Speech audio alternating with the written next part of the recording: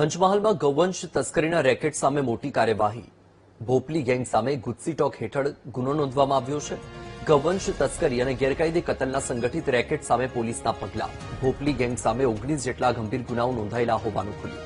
Range ડીઆઈજીની મંજૂરી પછી Godhra B division police સ્ટેશનમાં ગુજસી ટોક હેઠળ ગુનો નોંધાયો. પોલીસે 2 લોકોની અટકાયત કરી અન્ય આરોપીઓને પકડવાની તજવીજ તેજ કરી.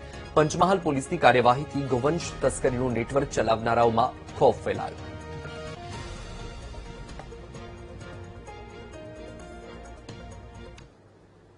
આ એક ગેંગ મળી આવેલી છે જે છે ભોપલી ગેંગ અને આ ગેંગ વિરુદ્ધ ગઈકાલે બી ડિવિઝન પોલીસ સ્ટેશન ખાતે ગુજસી ટોકના કાયદા અંતર્ગત ગુનો નોંધવામાં આવેલો છે.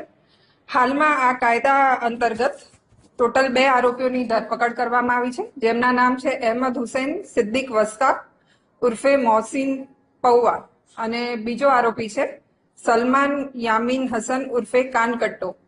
અને આ ગુનામાં બાકી 4 આરોપીઓની અટક કરવાની બાકી છે, જે પૈકી 3 આરોપીઓ ઇમ્તિયાઝ અબ્દુલ હમીદ સુરતી એ ગોધરા સબજેલ ખાતે છે તથા આરોપી અલમાસ કાસિમ મીઠા ઉર્ફે અલ્લુબર અને રૂહુલ અમીન રઝાક દુર્દેશ ઉર્ફે ટીપ એ હાલમાં રાજપીપળા ખાતે સબજેલમાં છે અને તેમના ટ્રાન્સફર વોરંટ મેળવી અને તેમની ધરપકડ કરવાની કાર્યવાહી